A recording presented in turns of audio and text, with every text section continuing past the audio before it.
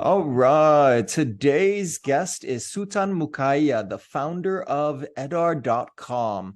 And for those of you who don't know, Edar.com is an online to offline retail grocery chain across Malaysia and soon to be Indonesia that allows payment by recycling household waste. That sounds really interesting, and I'm eager to dig into it. Suthan, thank you very much for being here with me. Thank you. It's a pleasure to be here as well. So I always have to ask, take me back. How did you get on the entrepreneurial journey in the first place? And how did you land upon this as your business idea? Okay. To start off, I didn't actually plan to start off with the Beli Gas or Edar. Previously, I was a corporate guy in managing a product company, taking care of all the regional officers in Southeast Asia. Then COVID hit, and in March, and suddenly our parent shareholders decided to close the entire Southeast Asia presence due to due to the pandemic at the time. The whole And Southeast Asia. the full Southeast Asia. Oh, wow. Yeah. So and then we suddenly were out of job in less than a month in April.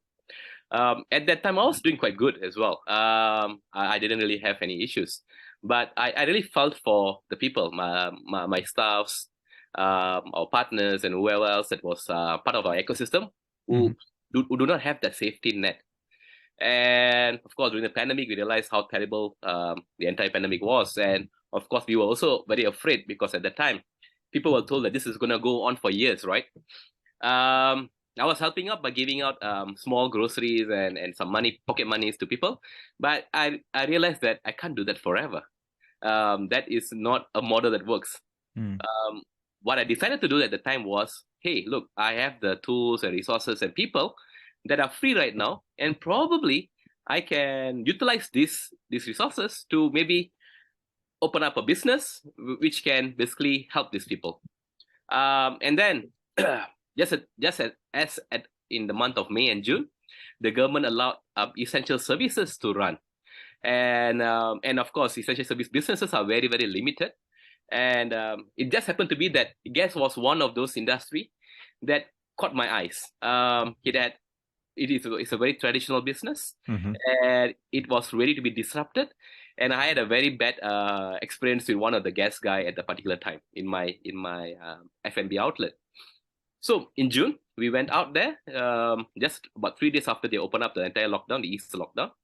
I opened up Beli Gas at the time, and we started. And then a year later, we basically introduced the concept of recycling, where people can basically recycle to reduce the price of cooking gas. This was a model that I learned in when I was traveling in European countries, where people are much more inclined to recycle and and do things. So at that time, business was very, very good. Everybody was still sitting at home, and we were really growing leaps and bounds. But one thing started to happen when the lockdown was like totally eased and entirely relaxed. People start to basically move away from being at home to going back to offices, right? And at that particular point, we had our first disruption due to that. So initially, when Beli Gas started, we were basically connecting the cooking gas and recycling experience for B2C customers. And we had like about 17 to 20,000 customers who were buying from us on a monthly basis. But when that was eased and people started to go back to restaurants and whatnot, we realized the model was not working anymore because people do not want to be at home anymore, right?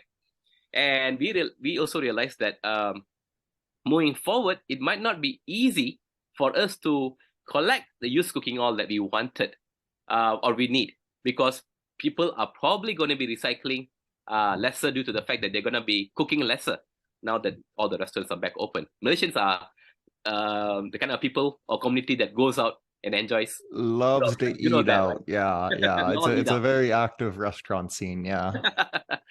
So, but we know that the model works. That people need groceries, and they like the idea that it's cheaper because of recycling. We also know that recycling is also a very good commodity for us to pick up. But some of the weaknesses that we felt at the time was that we had too little SKUs in our company. We had only one product to sell, which was cooking gas, and on the other hand, we only had one product to recycle, which was used cooking oil. And talking to mentors and partners, we realized we are really putting ourselves into a box, which we don't have to. So we had a team meeting with everybody, and we decided that, hey, look, why don't we just give anything out of value that people need for their recyclables? Yeah. So we initially started with like about 20 FMCG SKUs, and quickly over, we start to have about 1,000 product list. And that for me was basically the list for you to open up entire grocery chain. On the other side, we also, because of our experience in used cooking oil and our scale in that, we also had partners who came to us and asked us to also collect e-waste and papers and cardboards and whatnot. And we realized, hey, look, we can actually do that too. It's not a big problem. If we can do used cooking oil, it's not going to be hard for us to do other things as well. But then another question came in. Do you want to go out there and open grocery chain where grocery outlets where it's very, very expensive to open one? Because we are also a social impact company, and we want to also help the community and the people at large and whatnot, we decided that we will focus on traditional grocery owners. But rather than kill them, we work to support them, to digitalize them, and also be whether through partnerships and whatnot, make them become EDAR outlets itself. Yeah, this was what I call a low cost or a cheaper model for us to open up grocery outlets quickly, scale it very, very quickly, while not burning too much money. Okay. So we open up outlets. So far we have about 20 plus, nearly. We have about 20 more in the pipeline that we are currently moving or we are converting right now. And then we realized that we can do the entire thing. So that's that. So last year, sometime right before 3 days before the election, we rebranded to EDAR. But bad luck, of course, the election was called 3 days later. So we had to postpone the entire thing to December when everything was really, really fine. And so to be honest, we started actually going on the field in December. And to date, we have about 20 plus outlets that's already active. We have another 20 in the pipeline across KL and Selangor and Negeri Sembilan. And we are also currently scaling in Indonesia. Okay, very, very interesting. Very interesting. I'm curious on the gas side, since that was the starting point. Was that, is that still a core piece of the business now that you're at these outlets? Do you still do the B2C model on that, or did you discontinue it, bring it in store, physical only, or what ended up happening to that part? So we don't do B2C directly, but we are now B2B2C. Okay. What I mean by that is that our outlets are the one doing the last mile delivery to all the communities or homes, basically. So we basically supply wholesale, whether it is cooking gas or FMCG or pick up recyclables from our outlets, while our outlets will basically do the last mile delivery to the community around them. Okay. And on the cooking oil side, did you have to get any specific sort of license or otherwise in order to handle that? Because presumably it has some sort of categorization that requires safety measures and so forth. Yes, what was that like when you were just getting started? First, it's good that we work with partners, even startup partners who are basically competitors, but really they are not. Like Arus Oil, who told us the works on the licensing part and the administration part of it. So what we basically do is that when the oil is ready to be collected, we call our ecosystem partners, whether it is companies like Arus Oil or wherever it is, to come pick up the oil directly while we manage the platform itself. Yeah. So if it requires to be sold and whatnot, is basically Arus Oil, which has to get all the licensing at the top level. We just have to get the basic licenses to basically buy it from the community, which is just a simple MPOB license and whatnot. Okay, so you buy it from the community, then you turn around and essentially sell it to this partner. Yes, correct. and capture the spread on that by doing the coordinating effort, the logistics, and so forth. Yes, that's right. And so now it's switched over to the B2B to C version of it. So it's all concentrated at those individual retail outlet locations. So if I'm an individual and I'm essentially trying to recoup some of my used cooking oil, I'm bringing it into the store in jars or however I'm storing it, and then dropping it off. Yeah. Yes, that's right. There's two ways for you to basically recycle. So you can either get a delivery, you can purchase and request for a delivery to your home, where we'll come and deliver your grocery and pick up the recyclables. Okay. Or if you want to save on the delivery fee, then you just walk into our store and then recycle it directly. Okay. Now for the delivery, do you have your own fleet? Is there any special handling required in order to facilitate that? Or are again, you're relying on third-party partners? So, because we do a couple of things, right? We do FMCG, we use cooking or whatnot. Sure. Between HQ to all the outlets, we have our own fleet. We're talking about big lorries and whatnot. But when it comes to outlets themselves, then we will basically put a motorbike in to facilitate a simple delivery in the community, and that's all. Okay. It comes with carriers and whatnot, so you can put your gas, you can put your groceries, you can put your recyclables. Yeah. But there's no special handling or permits required to be transporting the gas containers. Yeah. Yeah. No, you have. Are you talking from the? So if I'm going from the store and delivering a gas container to an individual household, is that motorbike that's doing that last mile? Does he require any sort of special licensing in order to transport, or it's perfectly fine? It's just a normal motorbike licenses and whatnot. That's it. Okay. Happening in the community, it's not really a big requirement. But if like us, where we are turning from HQ to all the outlets, then of course you need to meet all the other licenses like Puspacom and whatnot. Yeah, because it's commercial for one, and it's in bulk for the second aspect, I guess. Correct. That's right. Okay. So when the pandemic kind of loosens, the stay-at-home orders start coming up, people started venturing out. So you said, okay, our business model's under threat. Let's do a pivot. Did you look at going after the restaurants and the amount of cooking oil that they may have, the amount of gas usage, or is that already a captured market?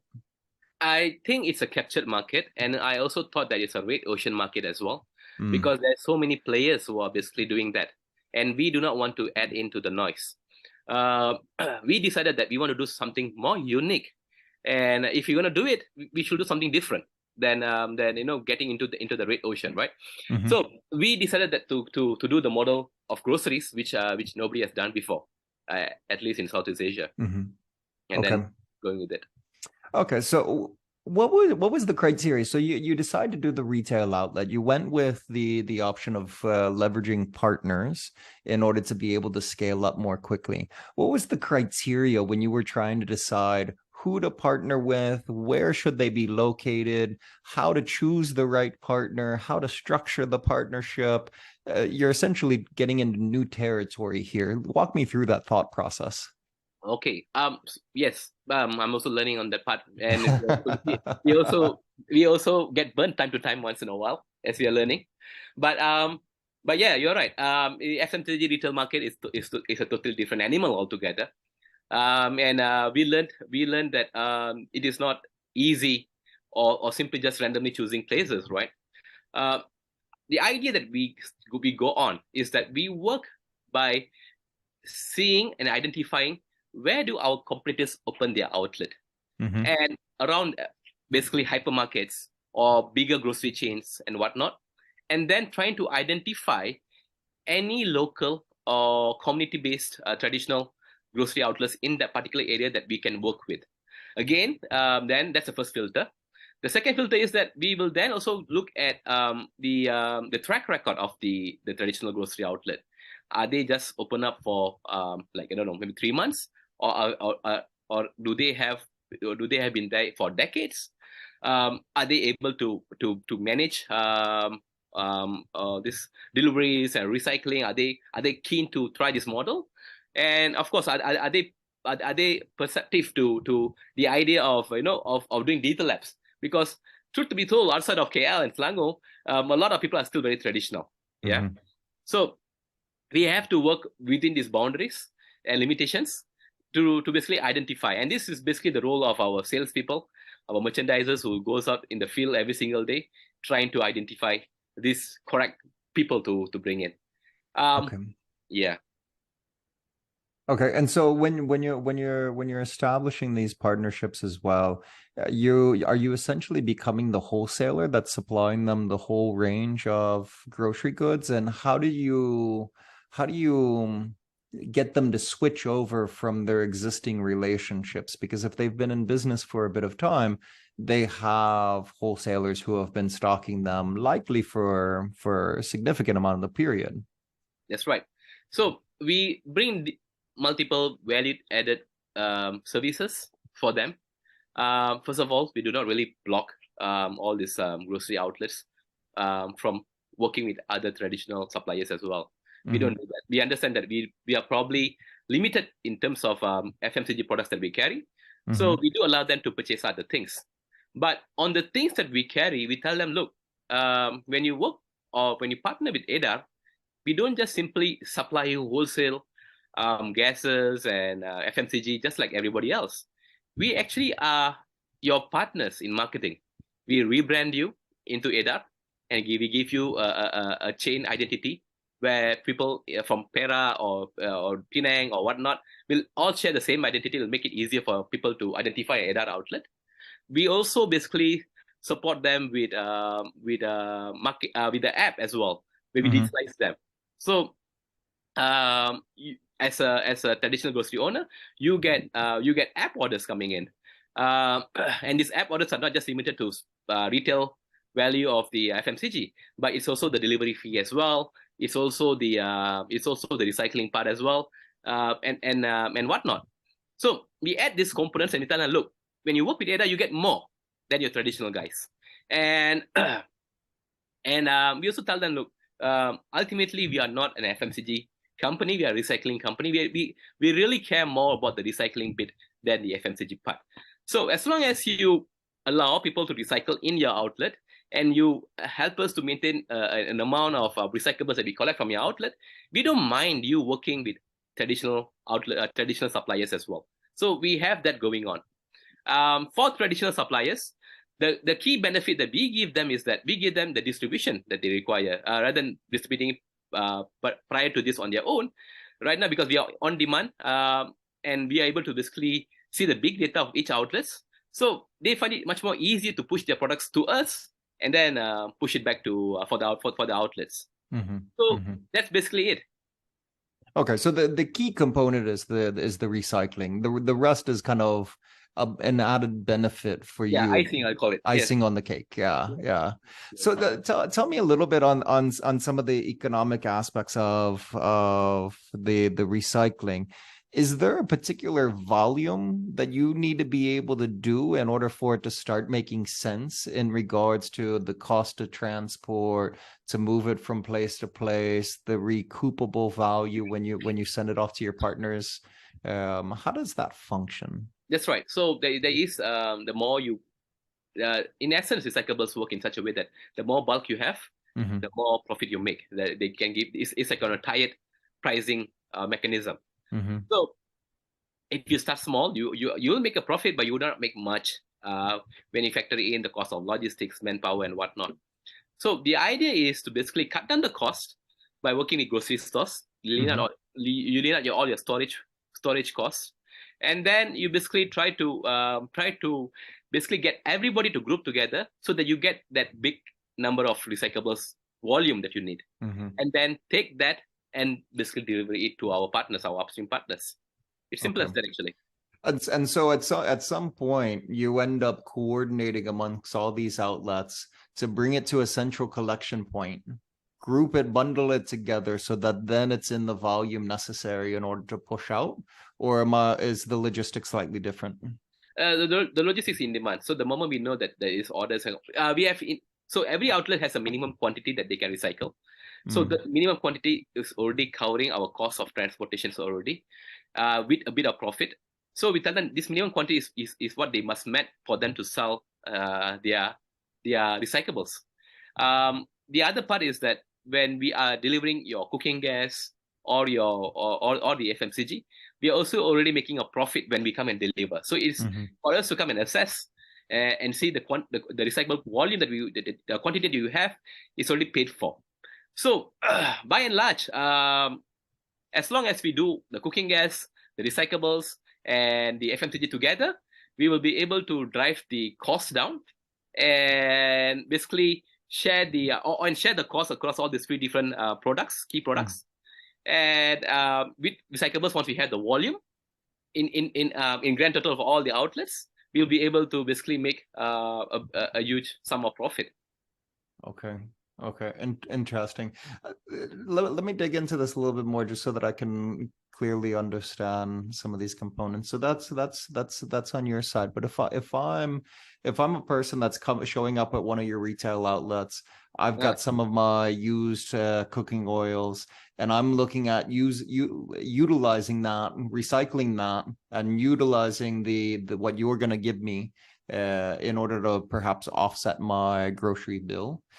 How does that work? Is there a price per liter? Is there a price per? How does that work? So for when you signal that out, is it a market price? Does it fluctuate?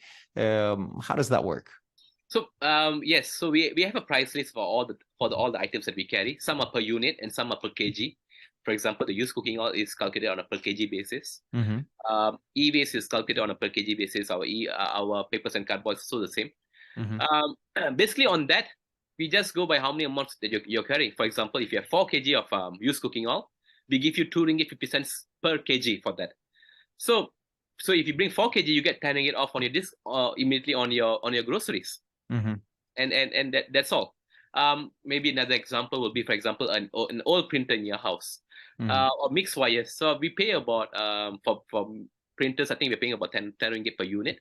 So if you bring an old printer that you want to recycle, you get 10 ringgit off on any groceries that you purchase in the outlet or through our app.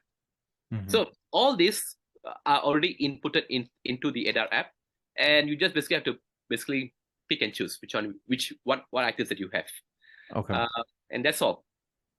Okay, so I then show up at the retail outlet. I've already selected it. I show up. I have my jar of used cooking oil. I dump that out into whatever container that you have at the location.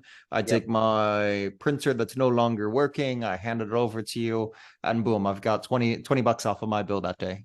That's right, man. Okay. If you go see 30 ringgit per day, you get 20 ringgit off. You pay 10 ringgit. That's all. Okay.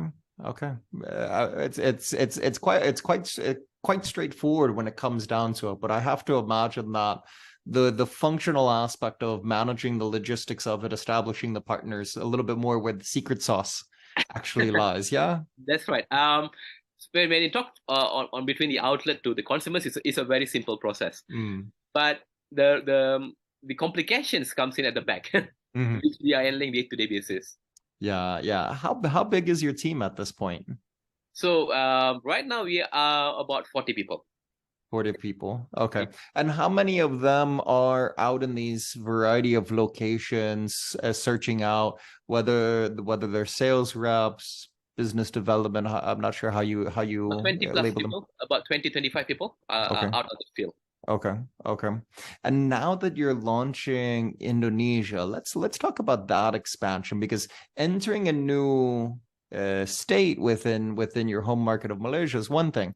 Going into a new country is a completely other. So how was that process? I know you're still in the process, but how has it been in regards to deciding, for one, that it's time, and then establishing the initial building blocks to build your presence there? Okay. So here's the thing. This is where I got my a free pass. I used to work regionally. Okay. As I was telling you, from a previous tech company. So I have team members and partners across Southeast Asia, including teams in Indonesia as well, from a previous company. So it just happened to be that Indonesia is currently going on a green energy revival, right? Yeah. ESG and whatnot is very, very big over there. And also, it just happened to be that my team in Indonesia loves the model of EDAR right now, and they asked me, "Hey, can we just start this off in Indonesia?" And I told them, "Hey, look, let's do that." And so we went there a couple of times. I love what is happening over in Indonesia. The people are currently very, very open to recycling. Of course, there is also a big industry, the entire warungs basically, to be disrupted. So we believe that this is something that to basically kick off while we're doing it in Malaysia. And from then we started, that's all. And do you find, so there's a number of tech companies that have been trying to digitize the warung operators in Indonesia. Do you find that you compete against them, or do you find that because your key component is the recycling, that you don't really kind of bump head to head? We don't bump to head. In fact, I met some of the biggest warung operators, tech like Wahyu and whatnot, and we're actually partnering with them to basically roll out in Indonesia. The reason is very simple. We told them that while we are delivering FMCG, that's not really our core, and we don't mind them managing that for us. We do not want to manage 1,000 SKUs and whatnot. Allow us to just manage our recyclables while we work with synergistic partners to deliver all these things to our warungs.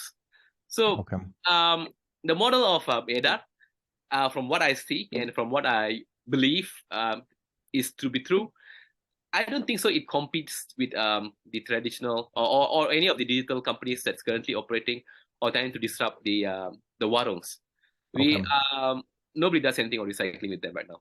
Yeah, so you don't necessarily need to focus on the app as much in Indonesia. You can basically partner up with the folks that are already getting them on board with digital solutions and kind of shortcut that on ramp as opposed to fighting for it. Correct. In fact, to give you an example, by our plan is by end of March we are looking to open 20 outlets in Indonesia. Okay. That's how quickly you're looking to scale in Indonesia, actually. Okay, fantastic. And how has it been? Because it becomes much more like localized in regards to what you do once you have collected those recyclables, because you have to establish new partnerships for where the e-waste is going, where the used cooking oil is going. How has that process been in order to establish those relationships? So what we have done with Baligas prior to this has given us a lot of visibility in the market, especially in the tech scene of Southeast Asia. And we have been approached by many regional upstream partners who wants to work with them in other countries. So to give you an idea, Indonesia is actually a bigger version of Malaysia, and most of the partners that is currently working with us in Malaysia are also doing big things in Indonesia. So like for example, our used cooking oil partners in Indonesia is actually the same one, like the one that we're working in Malaysia as well. Yeah. So yeah, Indonesia has been literally easy for me to enter compared to two other countries that I'm currently looking at as well. Okay. Singapore is way much more tougher for me, to be honest. Yeah. I've hear a lot of young companies that want to enter into Indonesia, and I hear the stories of some that have done so recently. And I think you're probably one of the first one that's emphasized the ease. But I think that comes from some of your background with the regional role, past life, having the connections, having it in place already. And so relationships have really mattered in regards to enabling you to move this quickly. Yeah. Correct. That's right. I truly believe that those networks that I have is the secret sauce for us moving in and entering Indonesia so quickly. Okay. So now, having trust and having the trust in them as well. To not screw it up for us, No, absolutely. It has to work both directions. Yeah. That's right. So let's talk about, because you referenced that you're looking at additional country markets. So what's the criteria that makes you decide where and when to go?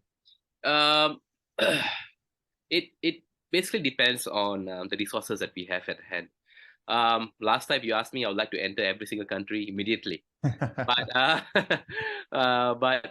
if you ask me today, I say I would like to assess the market itself. For example, I'm very, very keen to enter countries like Singapore, which is an easy. If I enter, it'd be very easy. Myanmar, Vietnam, and whatnot. I'm not so keen to enter countries like India, for example, because things are very complicated region by region in India. I also looking at places like Bangladesh, but this all depends on the muscle that we have in our hand. We are still a startup who are looking to start our Series A very soon, but our limiting factor is basically the financial muscle. If we have more, we don't mind opening up quickly to other countries. But if we go by what we have right now, I think we have to basically identify the quick wins or the guaranteed wins, and just do one market at a time. So that's the case with Indonesia right now. We think that market is one of those guaranteed wins. So that's why we are focusing on that as our first expansion.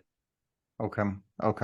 And when you open a new market, when you look at expanding into an Indonesia, do you have a time frame in mind of when it turns into becoming cash positive operation that enables you to kind of invest in new outlets or start considering, off of internally generated cash flow, putting a fundraise aside for a second, that kind of enables you in order to just do the organic growth pathway? So we did build a projection, a forecast projection basically on when we can break even, and we look at it that we basically have to work on a 12 to 14 months cycle for us to be profitable, right? This is not on the 20 outlet, but we are looking to basically open up 1,000 outlets by next year in Indonesia. So based on these projections, we realized that we have to do some capital injection first, but if we have that much outlet, we'll be more than in a year's time. We should be okay to break even. Yeah. Based on all the things that we can make money from. And 1,000 outlets, that's getting beyond Jakarta. You're starting to talk about getting out to some of the other major cities like Medan, Makassar, Surabaya, all of these different ones, yeah? Correct. Bogos and whatnot as well. Okay. So we are looking at the greater Jakarta, and of course all the other regions that's around them. Okay. And the same partners that you have the presence in all of these other markets as well? Fun fact, one of the partners is actually an activation team for Gojek. Okay. So we hire those kind of people to come on board, to make our life easier for us to go down. Since they're already working in that field for like nearly a decade, it's kind of easy for them. Okay, yeah, they already have the familiarity. I think the connections and the familiarity is the big hurdle, especially when you're trying to get physical presence across maybe not as complicated as India, because India is really not just one country, even though it is one country. It's quite diverse as you travel through. Right. Indonesia has a little bit more cohesion across as you go across the islands. Yeah. That's right. That's what I call it the one language barrier. So if you go to India, there's hundreds of language. Oh yeah. And it's going to be tough for me to basically work on that. Yeah. On my level right now. But Indonesia is just one language and spoken across the entire region itself. Yeah, and it's fairly similar to Malay as well. Malaysia. So you can basically talk one, the other person will understand you, and vice versa, even though the languages are different. That's right. That's what makes Indonesia so easy for us to look at. Okay. So then what's next? I mean, is Singapore the next one, or do you have it currently defined? No. So we are trying to do it one country at a time. One at a time, yeah. So focus on Indonesia at the time being. Hit those 1,000 outlets, and then think about the next step. Correct. The key things that we are looking to do, of course, is to basically fundraise. That's something that we're going to be working on in the pipeline very, very soon as well. Okay. Because for us to do this, we need to have the muscle to carry the team as well. Yeah. So that is something that we'll be like working on immediately. We also have a couple of things that's coming in. Prior to this, our app was something that we built for Bali gas. It is very gas centric. Sure. And it does not really work for our grocery stores. Yeah. We are launching a version 2 very soon, in February 16, where we are converting it into a grocery store outlet app. Okay. So just coming in as well. We are basically building foundations right now. Okay. And so when you look at building these foundations, are there any key metrics that you're utilizing on a regular basis that tells you whether or not you're on the right path towards towards your goal? I look at revenue basically. I think that's where everybody's north, right? Every single month I sit with my finance and we ask ourselves, is the revenue going up? And if yes, and with that, is the cost being managed, and all those kind of things. Some of the other side metrics that we look at, of course, is basically our presence as well. We want to have outlets in multiple areas. For example, in Malaysia, the target is to be number 2, second biggest grocery chain by the end of this year in Malaysia. So for that, you need to meet at least minimum 600 outlets across Malaysia by December. So those are the kind of metrics that we look at: number of outlets, number of active purchasers, and how much does that translate into revenue. So then, of course, you have multiple revenues as well. You have revenues from cooking gas. There's revenues from FMCG. There's revenues from recycling. So all these different things is also measured individually. So these are basically the things that my finance lady has to basically go crazy over with me on a weekly basis. Okay. And you just have one finance person? Yes, right now. Correct. That's right. Okay. I have a feeling she's going to be requesting support as you go up to 600 outlets in Malaysia and 1,000 in Indonesia. She already told me that. You want to track that many locations with that much data. There's a lot more than one person can manage at that point in time. Yeah. Correct. Yeah. Right.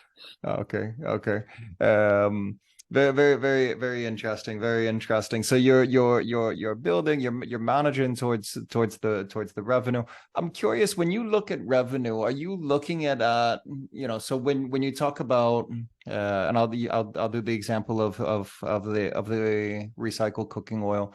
So you're paying out you're essentially buying it from the customer and then you're selling it back off. So when you recognize the revenue, are you recognizing it at the amount that you sell it to your partner, or are you recognizing the revenue of the spread between those two, between the purchase and sale?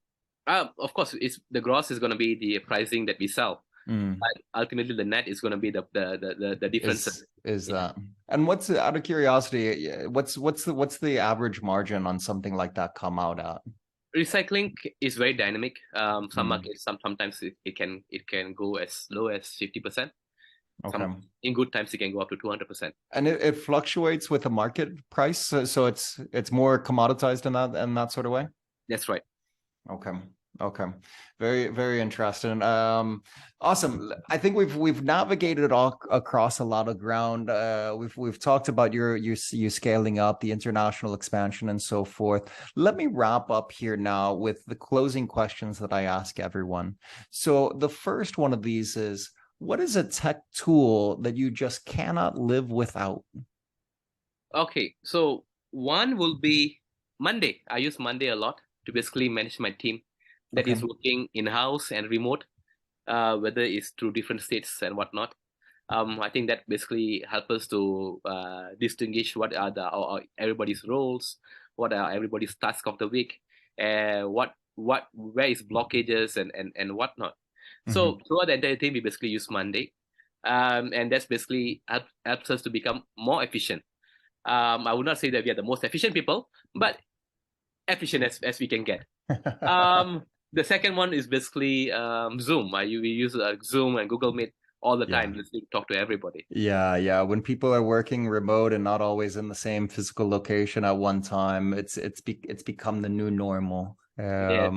Awesome. So second question here, if you were to talk to another founder that's just getting started out, what is the biggest piece of advice that you could offer? I will say that be ready to face rejections. I think when you are a non-founder, when you're not in the industry, you will think that getting rejected by 1 or 2% is it's really bruising or painful. But I think once you are in the industry, you realize that those are just pretty much a normal day-to-day thing. As startup founders, we are essentially a salesman. We sell ideas, we pitch to our team and whatnot. And rejections does happen. We just have to be a little bit more thick-faced, and we should not take it personally. I think a lot of founders gets burnt out by rejection that they face, and then they feel insecure, and that basically drive the companies down. And it's sad to see those things happening. So yeah, those things, treat it like it's a different thing. Yeah, rejection happens. I love the point of view that you're always selling. You're always selling to customers, and you already said you're gearing up for a fundraise. So that's another aspect where you're going out and selling the company. And rejection happens a lot, whether you're talking about customers, potential funders, key person that you want to hire. Rejection happens. It's a matter of just continuing to move on. That's fantastic advice. Was Suthan, this has been a fantastic conversation. I learned a lot about your business, and we've uncovered a lot of good points that I think will be very valuable for the listeners here. I want to give you a big thanks for being on here today. No problem, man. Thank you. It's an honor and a pleasure to speak to you today. Excellent. Thank you.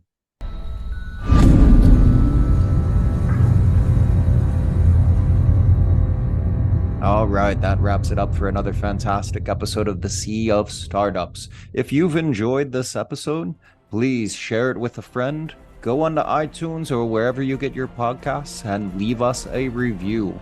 It's the best way for us to get discovered and to have these startup stories reach a broader audience. If you have any suggestions or would like to get in touch, you can email me at kevin@indelible.vc. As always, I'm your host, Kevin Brocklin from Indelible Ventures, and this is The Sea of Startups.